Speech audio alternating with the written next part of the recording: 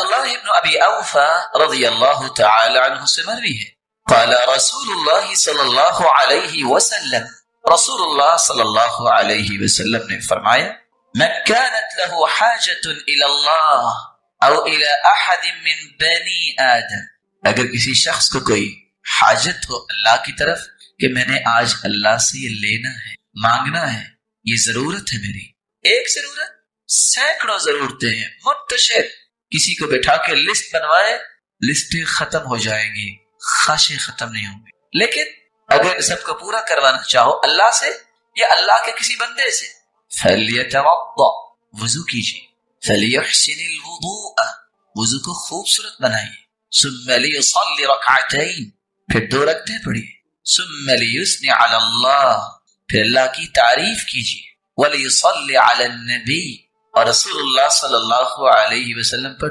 درود پڑھے، ثُمَّ لِيَقُلْ، پھر یہ کلمات کہیں لا الہ الا اللہ الحلیم الکریم سبحان اللہ رب العرش العظیم الحمد للہ رب العالمین اسألک موجبات رحمتک وعزائم مغفرتک والغنیمة من كل بر والسلامة من كل إثم لا تدع لي ذنبا إلا غفرته ولا هما إلا فرجته ولا حاجة هي لك رضا إلا قضيتها يا أرحم الراحمين۔ جامع ترمذی کی یہ روایت ہے اور ابن ماجہ کی روایت کی الفاظ بھی ہیں ثم يسأل من أمر الدنيا والآخرة ما شاء فإنه يقدر، دنیا کی کوئی چیز مانگے، آخرت کی کوئی چیز مانگے، ما شاء، خوش ہو جائے، اللہ تعالیٰ فوراً اسے عطا کر۔ رسول اللہ صلی اللہ علیہ وسلم نے فرمایا الا اخبرکم بشیء اذا نزل برجل منکم کرب او بلاء من امر الدنیا دعا به ففرج عنه، میرے صحابہ میں تمہیں ایسی چیز نہ بتا دوں کہ جب تم میں سے کسی کو کوئی مصیبت دنیا میں آ جائے یا کوئی بلا کا سامنا ہو جائے تو اگر یہ کلمات اپنی زبان پہ لے آئے تو اللہ رب العزت اس کی بلا کو دور فرما دیں گے اور اس کی مصیبت کو دور فرما دیں گے۔ اور وہ کون سی دعا ہے؟ دعاء ذی النون، یونس علیہ السلام کی دعا۔ قرآن مجید میں اللہ رب العزت فرماتے ہیں وَذَا النُّونِ إِذ ذَهَبَ مُغَاضِبًا فظن أن لن نقدر عليه فنادى في الظلمات أن لا إله إلا أنت سبحانك إني كنت من الظالمين۔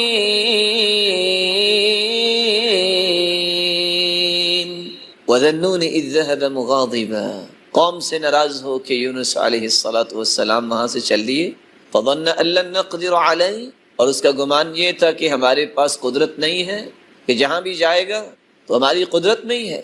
فنادى في الظلمات، جو مچھلی کے پیٹ میں جا گرا، رات کا اندھیرا، سمندر کا اندھیرا اور مچھلی کے پیٹ کا اندھیرا، اس وقت اس نے دعا کی لا الہ الا انت سبحانک، اے اللہ تیرے علاوہ کوئی عبادت کے لائق نہیں، تو تو پاک ہے، انی کنت من الظالمین، میں نے اپنی جان پہ ظلم کر لیا۔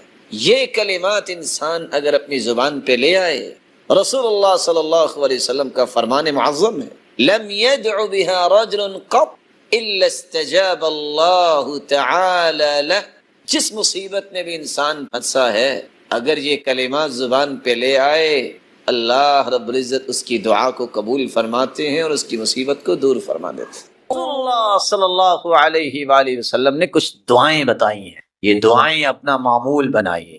کان اذا اصاب احدا ہم او غم او سقم او شدہ، کسی کو غم آیا، فکر نے گھائل اور نڈھال کر دیا، بیماری نے لاچار کر دیا، سختیوں کی چکی میں پس گیا ہے، صرف اتنے الفاظ بول دے اللہ ربی لا شریک لہ، اتنے الفاظ بولنے سے اللہ اتنا راضی ہوتے ہیں کہ غم بھی، ہم بھی اور سختیاں بھی اور بیماریوں کو بھی اللہ دور کر دیتے. اللہ اللہ ربی لا اشرک بہ شیئا، یہ شخص جو پڑھ لیتا ہے اللہ ذوالجلال اس کے غموں کو اور پریشانیوں کو دور فرما دیتا. اور تیسری دعا رسول اللہ صلی اللہ علیہ وسلم نے فرمایا، جو وہ دعا پڑھتا ہے جو ذوالنون نے پڑھی تھی، مچھلی والے نے، سمندر کا اندھیرا الگ ہے، رات کا اندھیرا الگ ہے، مچھلی کے پیٹ کا اندھیرا الگ ہے، تین قسم کے اندھیرے. ایک ہی لفظ جو ہے اللہ کو پسند آیا ہے، لا الہ الا انت سبحانک انی کنت من الظالمین. آگے اللہ کے رسول فرماتے ہیں، لم يدع بها رجل قط الا استجاب اللہ لذلك. جس بندے نے جس مقصد کے لیے، جس پریشانی کو دور کرنے کے لیے یہ الفاظ پڑھے ہیں، اللہ نے کبھی اسے محروم نہیں. اللہ کے رسول کان اذا رعه شیء، آپ کو بھی جب کوئی پریشانی ہوتی تو آپ یہ بھی پڑھتے، یا حی یا قیوم برحمتک استغیث، اللہ میں تیری رحمت کا ہی طلبگار ہوں. اللہم رحمتک ارجو فلا تکلنی الی نفسی طرفت عین واصلح لی شأنی کل لا الہ الا انت. یہ الفاظ پڑھنے والا کبھی کمزور دل نہیں ہو سکتا. رسول اللہ صلی اللہ علیہ وآلہ وسلم اس لیے یہ دعا کثرت سے پڑھا کرتے تھے. اللہم انی اعوذ بک من الہم والحزن والعجز والکسل والبخل والجبن وضلع الدین وقہر الرجال. اللہ غموں سے بھی میں تیری پناہ مانگتا ہوں، سے بھی پناہ مانگتا ہوں، اللہ سستی سے بھی پناہ مانگتا ہوں، اور مجھ پہ کوئی غالب بھی نہ آئے، اللہ میں تیری ذات کا فقیر بننا. آپ صلی اللہ علیہ وآلہ وسلم نے ایک اور بات بھی سمجھائی، جو شخص یہ الفاظ کہہ دیتا ہے، اللہم انی عبدک وابن عبدک وابن امتک ناصیتی بیدک ماض فی حکمک عدل فی قضاؤک اسألک بکل اسم هو لک سمیت به نفسک انزلته فی کتابک او علمته احدا من خلقک او استأثرت به فی علم الغیب عندک ان تجعل القرآن العظیم ربیع قلبی ونور صدری وجلاء حزنی وذهاب ہمی وغمی.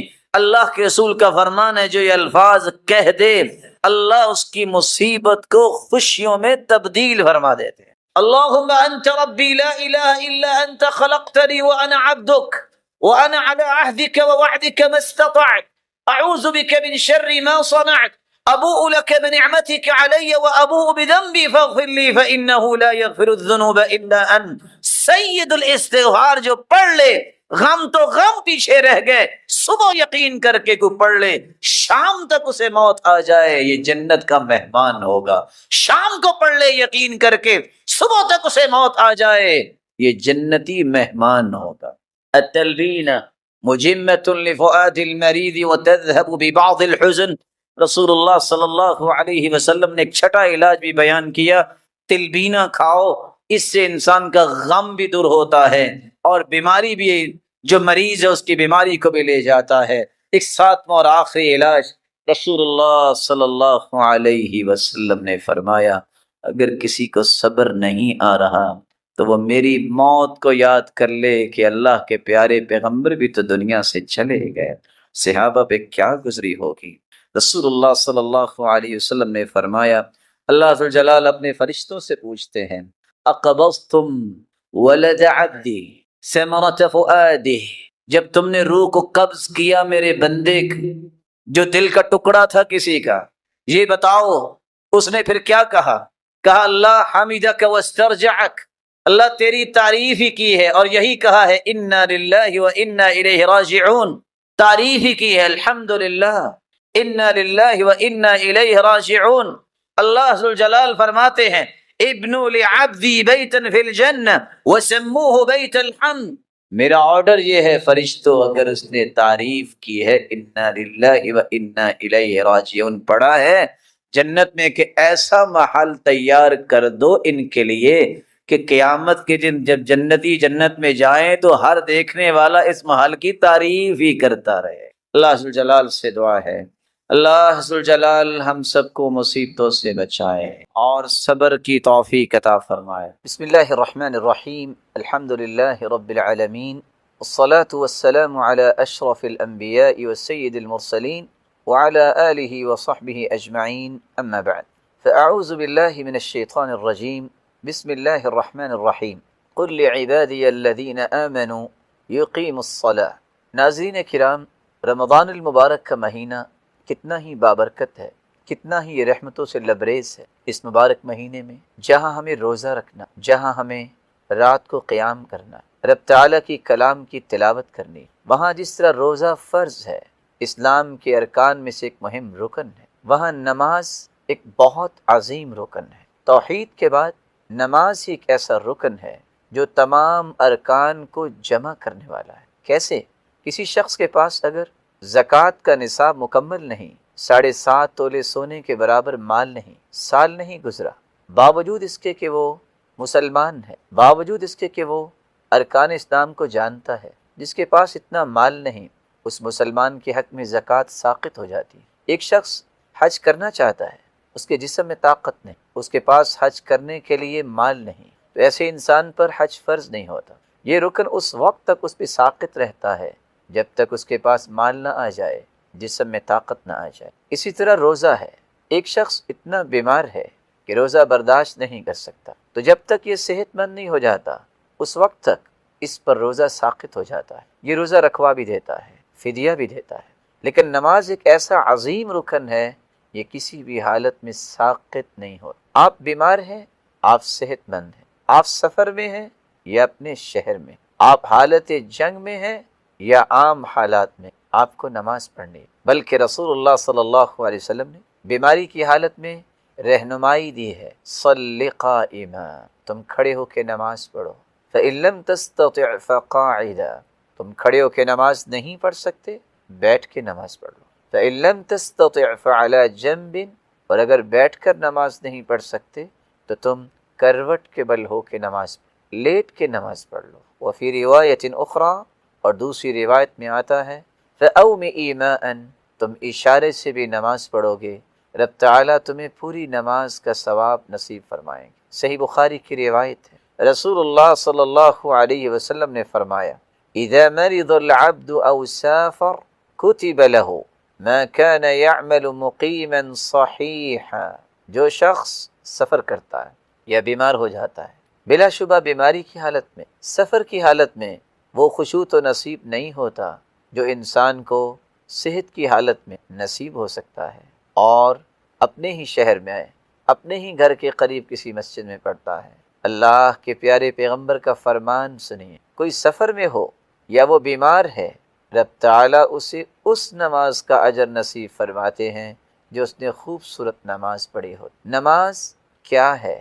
نماز کے ثمرات کیا ہے؟ یہ ایک مسلمان کو سمجھنے چاہیے۔ جس طرح روزہ رکھنا ضروری ہے، اسی طرح اس سے ضروری یہ ہے کہ ہماری فرض نماز میں کوئی کوتاہی یہ بر وقت ادا کی جائے۔ عربی زبان میں الصلاۃ نماز کو کہتے، اس کا مطلب نماز پڑھنا بھی ہے، دعا کرنا بھی ہے، تسبیح کرنا بھی ہے، کسی چیز پر متوجہ ہونا بھی ہے، برکت دینا بھی ہے۔ جو انسان نماز پڑھتا ہے جس میں اللہ کی تسبیح اور دعائیں بھی ہیں، اور قلب و قالب سے متوجہ ہو کر جب رب تعالیٰ کے سامنے کھڑا ہو جاتا ہے تو رب تعالیٰ اسے برکتوں سے بھی نوازتے ہیں اور رحمتوں سے بھی نوازتے ہیں۔ اس لیے نماز کی اہمیت کو بیان کرتے ہوئے رسول اللہ صلی اللہ علیہ وسلم نے فرمایا رأس الامر الاسلام وعمودہ الصلاۃ، سب سے بڑا کام اسلام ہے، دین کی بنیاد اسلام ہے اور اس کا ستون نماز ہے۔ بچوں کو ابتدائی سالوں میں ہی نماز کی رغبت دلاؤ، آپ کا فرمان معظم ہے مروا اولادکم بالصلاۃ وهم ابناء 7 سنین، جب بچے 7 سال کے ہو جائیں ان کو نماز کا حکم دو، واضربوہم علیہا وهم ابناء 10، اور جب ان کی عمر 10 سال ہو جائے اور وہ نماز نہ پڑھے تو انہیں ادب بھی سکھاؤ، ان کو مار کے بھی نماز پڑھاؤ۔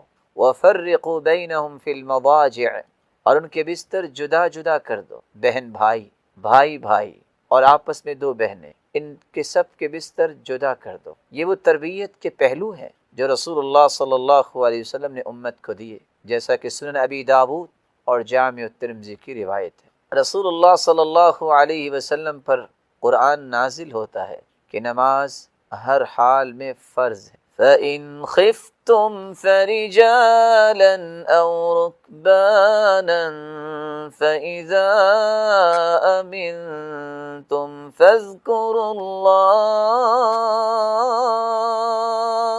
فاذكروا الله كما علمكم ما لم تكونوا تعلمون۔ اگر تم حالت خوف میں ہو تو پیدل ہو یا سوار، جیسے ممکن ہو نماز کو ادا کرو، لیکن جب حالت میں امن میں آ جاؤ تو اللہ رب العزت کا ذکر کیا کرو۔ فاذكروا الله كما علمكم ما لم تكونوا تعلمون، پھر اللہ کا ذکر اس طریقے کے مطابق کرو جس طرح اللہ نے تمہیں سکھایا ہے اور تم نہیں جانتے۔ نماز یہ تو رسول اللہ صلی اللہ علیہ وسلم کی آخری وصیت ہے۔ آپ صلی اللہ علیہ وسلم نے امت کے لیے کتنا خوبصورت پیغام چھوڑا ہے۔ صحیح الجامع کی روایت ہے، کان آخر کلام رسول اللہ صلی اللہ علیہ وسلم الصلاۃ اتقوا اللہ فیما ملکت ایمانکم، نماز کا خیال کر اور اللہ سے ڈر جانا اپنے متحدی میں کام کرنے والوں کے معاملات میں۔ بلکہ رسول اللہ صلی اللہ علیہ وسلم کی زندگی کا آخری عمل بھی نماز ہی تھا۔ سیدہ عائشہ رضی اللہ تعالی عنہ روایت کرتی، صحیح بخاری اور صحیح مسلم کی روایت ہے، لما مرض رسول اللہ صلی اللہ علیہ وسلم، جب رسول اللہ صلی اللہ علیہ وسلم بیمار ہوئے، فخرج یہادی بین رجلین، تو دو آدمیوں کے درمیان اللہ کے پیارے پیغمبر نے اپنے آپ کو دو آدمیوں کے درمیان دونوں پہ ٹیک لگا کے چلتے ہوئے مسجد کی طرف آئے، اور سیدہ عائشہ فرماتی کأنی انظر رجلی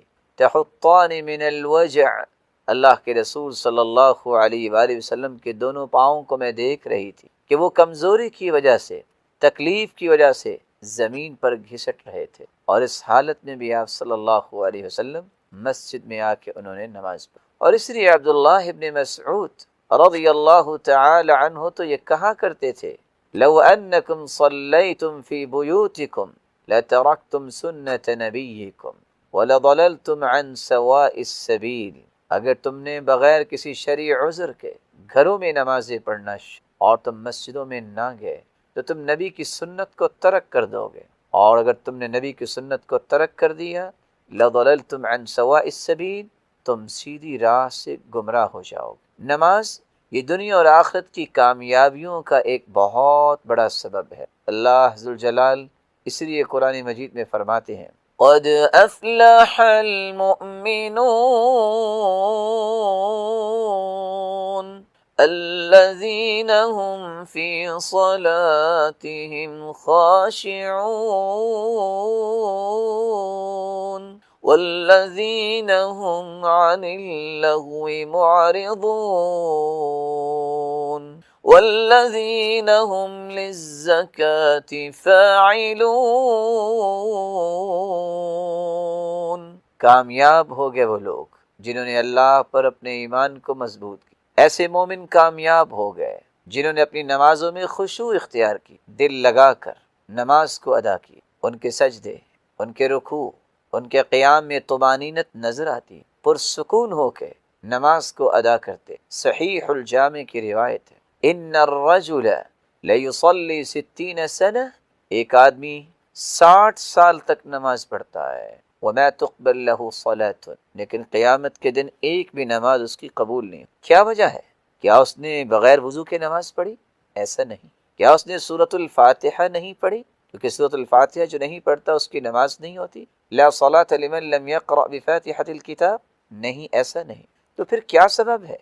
سبب حدیث نے خود بیان کی، وَلَعَلَّهُ يَتِمُّ السُّجُودُ وَلَا يَتِمُّ الرُّكُوعُ، وہ سجدے تو مکمل کرتا ہے لیکن رکوع میں کمی کرتا ہے۔ اس لیے رکوع ہو، سجدہ ہو، قیام ہو، تشہد ہو، بین السجدتین ہو، انسان کو دو باتیں کبھی نہیں بھلانی چاہیے، اطمینان اور سکون کے ساتھ رکوع کرے، سجدہ کرے، قیام کرے، اور یرجع کل فقار الی مکانی، رکوع میں بھی جائے، اطمینان کے ساتھ جائے، جب اٹھے بالکل سیدھا کھڑا ہو جائے کہ ہر جوڑ اپنی جگہ پہ واپس آ جائے۔ رکوع سے سر اٹھا کے زمین پر دے مارنا یہ نماز نہیں۔ سجدوں سے سر اٹھانا اور بالکل سیدھا بیٹھنے سے پہلے پہلے زمین پہ اپنے سر کو رکھ دینا سجدہ نہیں۔ اس لیے حذیفہ رضی اللہ تعالی عنہ نے جب ایک شخص کو دیکھا کہ وہ رکوع اور سجدے مکمل نہیں کر رہا تھا، انہوں نے سوال کیا کب سے یہ نماز پڑھ رہے ہو؟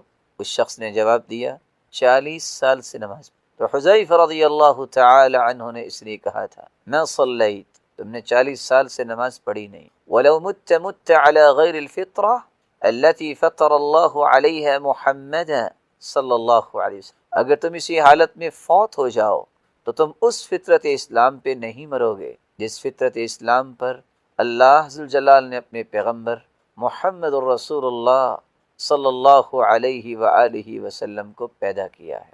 اس لیے کامیابی اور کامرانی ان لوگوں کی قسمت میں اللہ تعالیٰ لکھتے ہیں جو ایمان لانے کے بعد نمازی بن اور نماز میں بھی خشوع اختیار کرتے۔ اس لیے رسول اللہ صلی اللہ علیہ وسلم نے فرمایا کہ جو شخص اچھا وضو کرتا ہے پھر 2 رکعتیں پڑھتا ہے، یقبل بوجہہ وقلبہ، اپنے دل کو اپنے چہرے کو رب تعالیٰ کی طرف متوجہ کرتا ہے، قبلہ رخ ہو جاتا ہے، صرف 2 رکعتیں پڑھ لیتا ہے، الا وجبت لہ الجنہ، اللہ ذوالجلال کے پیغمبر کی زبان اطہر سے نوید سنیے اس کے لیے جنت واجب ہو جاتی۔ رسول اللہ صلی اللہ علیہ وسلم نے تو